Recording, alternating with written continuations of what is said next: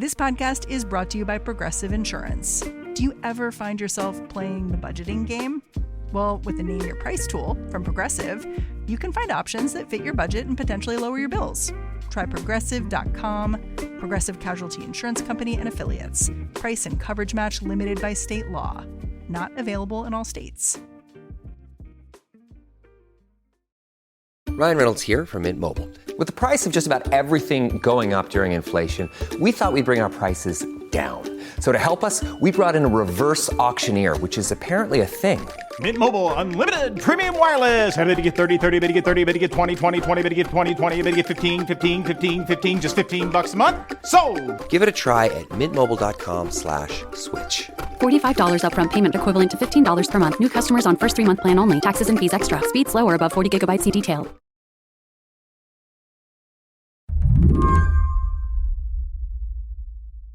A little before 1 a.m, I called up Slate contributor David Faris.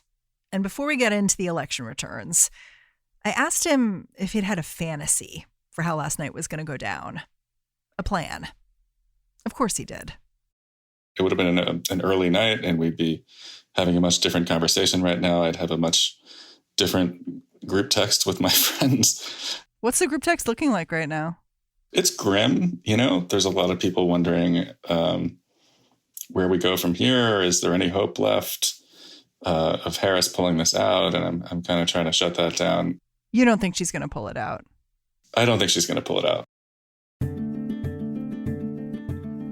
When we spoke, no one had yet called the race for Donald Trump.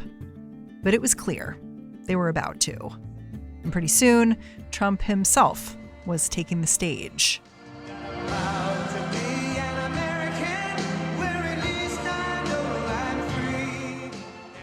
Trump milked the moment, walking out to what's become his theme song. Thank you very much. Wow. And I know Trump has delivered victory speeches ahead of an actual victory before. And in 2020, he was wrong. But this speech, it felt different. This will truly be the golden age of America. That's what we have to have. Trump wasn't defensive. You could almost call him magnanimous. This is a magnificent victory for the American people that will allow us to make America great again. David says Trump could afford to sound like this because for his opponent, Kamala Harris, the electoral math simply wasn't mathing.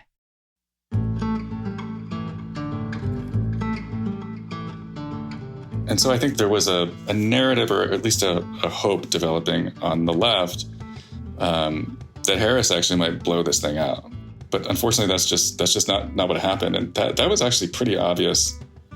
Even around like 7:30 Central, it was pretty clear that things were going south. And I think any hopes of holding the Senate were gone pretty early. Today on the show, how Trump, and Republicans more broadly, did this. And what the rest of us need to be thinking about now. I'm Mary Harris. You're listening to What Next? Stick around.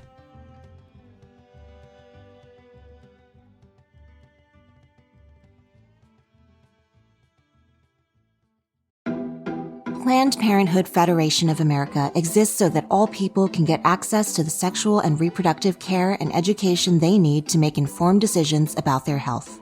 More than 2 million patients a year rely on the services Planned Parenthood health centers provide, like STI testing and treatment, birth control, gender-affirming care, abortion, cancer screenings, and so much more. Right now, all across the country, reproductive health care and rights are under attack from public officials who are out of step with the will of the vast majority of Americans. The constitutional right to abortion, control of our bodies, and the health care we need has been stolen from us. And now politicians in 47 states, yes, 47, have introduced bills that would block people from getting the sexual and reproductive care they need. Planned Parenthood knows that equitable access to health care, including safe, legal abortion, is a human right. Right now, Planned Parenthood needs your help to protect access to health care. Donate today by visiting PlannedParenthood.org/protect. This episode is brought to you by Saks.com. There is joy in finding the perfect gift for the ones you love, but it can be a challenge. Saks.com's holiday gift guide makes it easy. Whether you are surprising your hard-to-shop-for sister with a Chloe bracelet bag or gifting your partner a memorable scent from Gucci. At Saks.com, there is holiday inspiration for every personality on your list. If you go to their website, there is even a tab specifically for gifts where you can hunt for the perfect item for the pickiest shopper in your life, from Prada sneakers to Gucci lipstick. Saks.com's handpicked guide can help take the stress out of the holidays. And don't forget about yourself. You can add instant cheer to your home with some bright decor or bundle up in a scarf coat from Totem to stay warm all season long. Find gifts guaranteed to bring joy to everyone this holiday season at Saks.com. That is Saks.com for the ultimate holiday gift guide and all the shopping inspiration you need.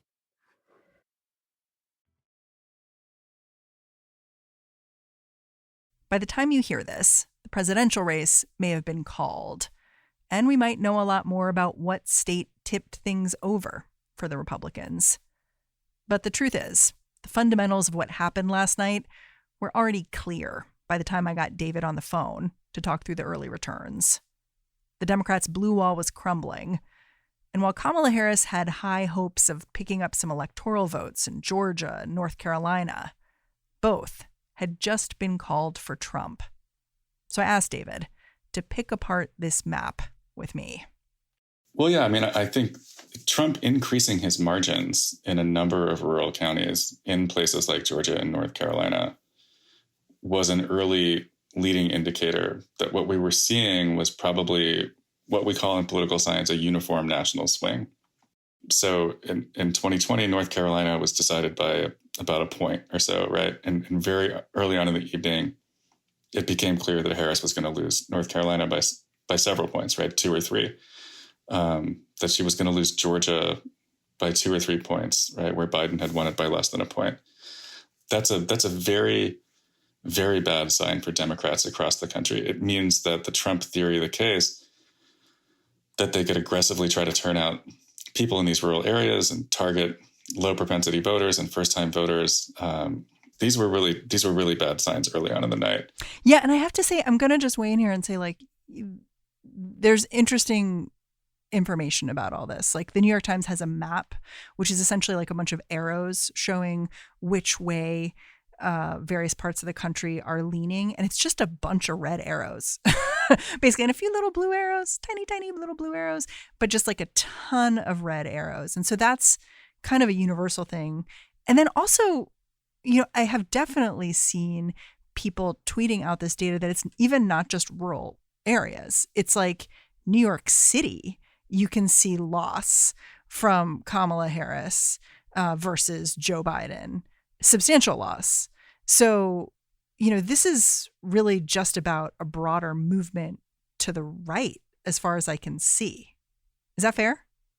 That's fair. Yeah. I mean, I think from what we can see at this hour, and again, there are a lot of votes to be counted in a lot of places, right? So it's hard to make like really firm generalizations at this hour.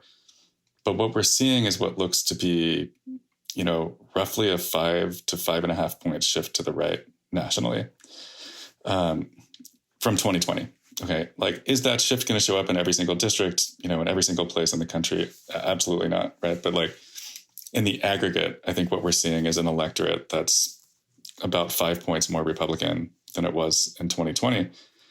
And that's a winning formula for the Republicans. It's hard to believe this is just like a week ago.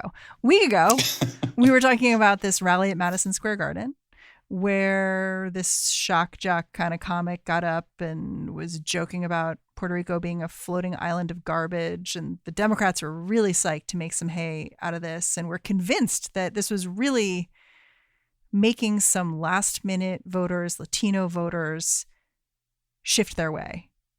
I think they got that wrong. Do you agree? Yeah, unfortunately, I think that we did get that wrong. I think that what we're seeing is a fairly broad and significant backlash against the Biden-Harris administration among Latino voters nationally. I mean, it looks like Harris will win Latino voters, but the narrowness of that victory could really actually be the decisive factor here. You know, I also think that there's something of a backlash in the Latino community against some of the Biden-Harris administration's immigration policies. You know, a sense that like immigrants from Venezuela have like cut in line. And I think, neither Joe Biden nor Kamala Harris made much of an effort to explain the things that they were doing to voters, right? Like, why did we extend this temporary protective status to Venezuelans? I think that there's a very good policy case and a very good moral case for what they did. But the optics turned out to be very bad. And I think the optics helped drive Latino voters back into Donald Trump's arms on this theory that that Donald Trump will miraculously bring 2019 back. Okay. Let's talk about some of the other races that happened tonight. Obviously, a bunch of Senate seats were on the ballot. And going into the night, we knew that in all likelihood, the Senate would swing right and swing to the Republicans. And it did exactly that. I want to talk about how that happened. Notably to me in Ohio, you had Democrat Sherrod Brown losing his seat, which is a big deal. He was there for 18 years. He was one of those senators who people talked about a little bit as a unicorn. He could be in a red state, but operate as a Democrat. He also lost to a guy, Bernie Moreno, who's pretty MAGA. So it really was a swing here. Is it worth talking about this race a little bit and kind of what it means? I think so. Yeah. I mean, I think that this race was really key to any Democratic hopes of holding on to the Senate, right? Like, there's no path to a majority, even like a bare 50-seat majority under a Harris presidency that did not run directly through holding Sherrod Brown's seat. And some of the things you see here are expected, right? Like, Brown is running several points ahead of Kamala Harris in Ohio, which is at this point a pretty deep red state. But it's just not enough. And I think, unfortunately, that's going to be the story across a few of these key Senate races. Of course, we don't have any data from Montana yet, but John Tester, who was elected to the Senate the same year that Sherrod Brown was, and had this kind of similar, like working class Democratic vibe that was a brand in their states. There's a reason that Sherrod Brown survived in 2018, which is a year that Republicans actually picked up seats in the Senate. There's a reason that they both survived in 2012. They're both like very talented politicians who were able to convince a pretty large number of people in their states to split their tickets in a presidential year, which is something that's been in decline for 30 years and may reach close to zero this year. We'll see how some of these other races turn out, but it's obviously one of the first results that we're getting in one of these critical seats, and it's a very bad sign for some of the other Democrats that are trying to hold on in hostile territory. I think particularly John Tester. I think that the thinking is that Democrats are in a stronger position in places like Pennsylvania and Wisconsin and Michigan, where it looks like Trump will win the state, but I think the Democratic Senate candidates have a chance of holding on. But, ultimately a state's partisanship is just this like really intense gravitational force at this point that makes it really hard for candidates from a party that's in a distinct minority in presidential terms to win that race. And, I think Bernie Moreno is a pretty weak candidate, and Sherrod Brown was a strong candidate for Democrats. And the math just doesn't add up in a place like Ohio. And that's going to be tough to recover from, right? In terms of Democrats getting the Senate back in 26 or 28, right? Like, they really have to try to hold these losses down, because if Republicans end up with 53, 54, 55 seats, right, the climb back to a majority for Democrats just gets harder and harder. In the coming weeks, there's going to be a lot more to analyze here about how abortion fared on the ballot and which party will control Congress. But when we get back, we'll have a political autopsy of a sort.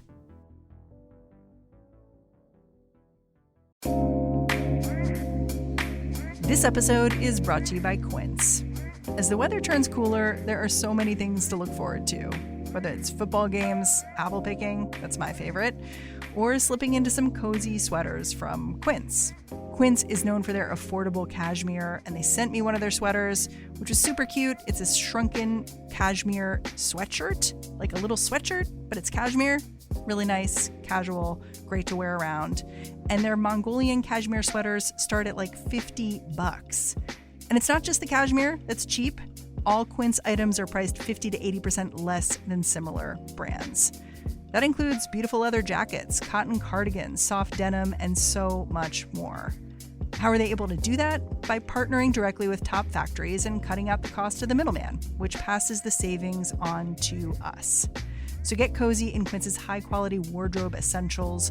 Go to quince.com/whatnext for free shipping on your order and 365-day returns. That is QUINCE.com/whatnext to get free shipping and 365-day returns. Quince.com/whatnext.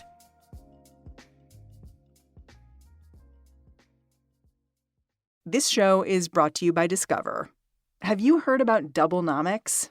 It's okay if you haven't. It's extremely niche and practiced by Discover. Here's an example. Discover automatically doubles the cash back earned on your credit card at the end of your first year with Cashback Match. That means with Discover, you could turn $150 cash back into $300. It pays to Discover. See terms at discover.com/creditcard.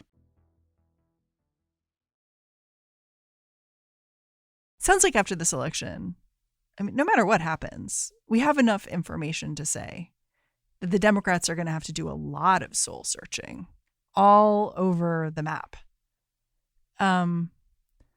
If you're helping them do that soul searching, what are you telling them? Yeah, this is a tough question, right? I would say one advantage that Democrats have over Republicans is that we are willing to do an autopsy. In a post-loss environment, what happens is that the different ideological factions in a party are going to try to blame each other for the loss. Yeah, I don't think that's very useful, but it's not. Yeah, but it's inevitable, right? You can already see the knives coming out, and people on the center left coming after the left, and people who want to blame the candidate versus the strategy. I think the simplest explanation here is that voters were really dissatisfied with the Biden-Harris administration. They wanted a change. And the fact that the Republican candidate was this chaos agent who doesn't make any sense most of the time just didn't matter. And no one runs like this. No one runs, loses, takes a 4-year break, runs again. It's crazy. Trump is he will be the first president since Grover Cleveland to serve non-consecutive terms in the White House, which was 130 years ago-ish. And there's a reason for that, right? Parties tend to not want to run someone who has lost a presidential election in the following election. And I've been saying for close to a year that Republicans were crazy to bring back the guy that had lost the 2020 election. And the whole party convinced the whole party not to do an autopsy. David, maybe you're the crazy one. Yeah, maybe I am. Yeah. Okay, this week on Slate.com, on Election Day, you published this essay about if Trump won. And you basically said your biggest fear if Trump won was that all the forces that have spent the last decade pushing back against Trumpism, the MAGA movement, they're tired. And they might not know what to do now. I do think some of my listeners might be feeling tired right now. I guess, is that still your biggest fear? And what would you say to listeners who are feeling that? I'll say two things. One thing, just at this hour, my biggest fear is that Democrats are going to lose enough Senate seats that some of the things that I thought were improbable with a very slim Republican majority in the Senate might become possible, right? What are you thinking about? You're thinking about, national abortion bans, right? Or, really systematic attacks on trans folks, things that would be really hard to push through, the Susan Collins, Lisa Murkowski block in the Senate that become possible if you get to 54 or 55 seats, right? So that's what's really going to keep me up tonight. But like in a broader sense, I am worried about exhaustion on the left. We have been in a state of battle readiness, sort of like constantly being asked to man the barricades to stop the threat of Donald Trump for close to a decade. And I feel like Democrats and sort of leftist organizations and organizers have worked so hard for so long to try to prevent what has happened tonight from happening, that there will be tomorrow, I think, an understandable sense of just shock, disbelief, but unlike 2016, not necessarily this like steely resolve to get out of the streets and start fighting back, especially if Trump wins the popular vote. My fear is that there will be a pervasive sense of like, well, this is what people want, and if this is what people want, I'm really tired of fighting against it. So what should people do? Last time Donald Trump won, we had women in the streets before his inauguration. We had lawyers going to airports to help people after the Muslim ban. We had a lot of action right away. Is that even what should be happening? Do you think that will happen again?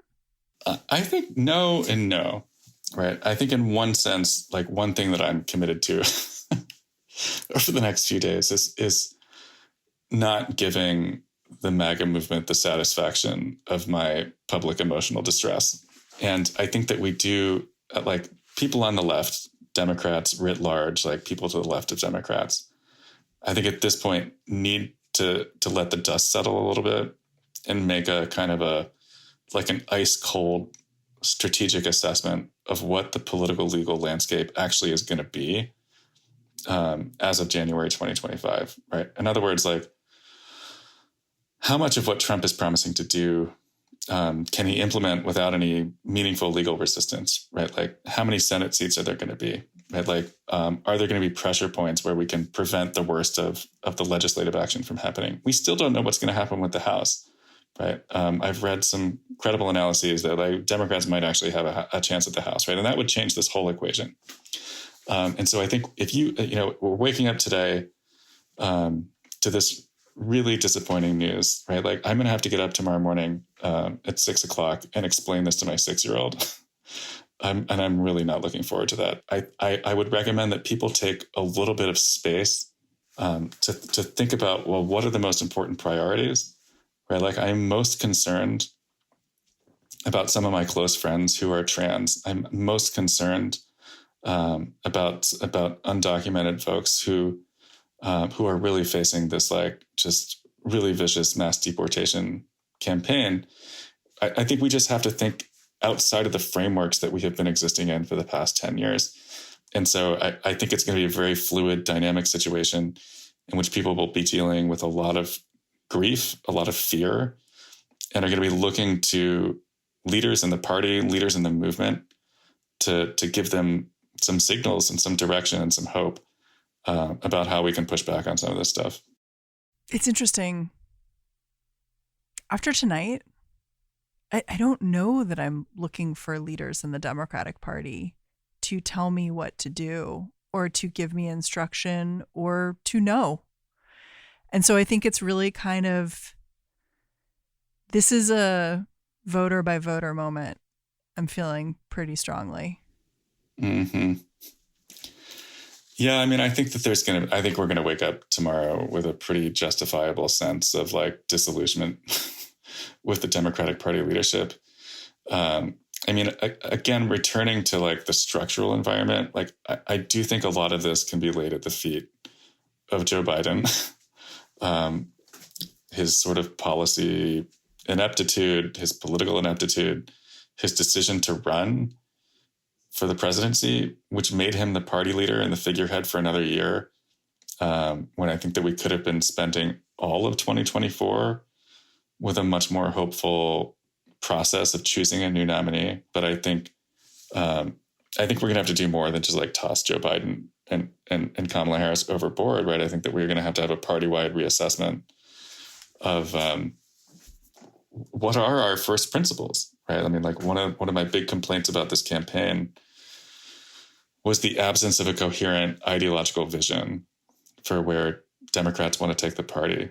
And I think one of the big demands that you're going to see in the coming weeks is for the Democrats to become a more ideological minded organization and less of a patchwork of interest groups who are working together because they have to, because I think that the absence of a clear vision and purpose for what Democrats wanted to do starting in January 2025 was really part of the problem here.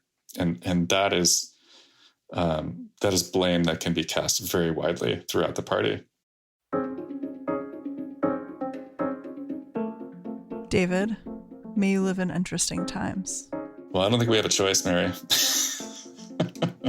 Thanks for staying up late with me. Of course. Thanks for having me. I wish we had a happier conversation.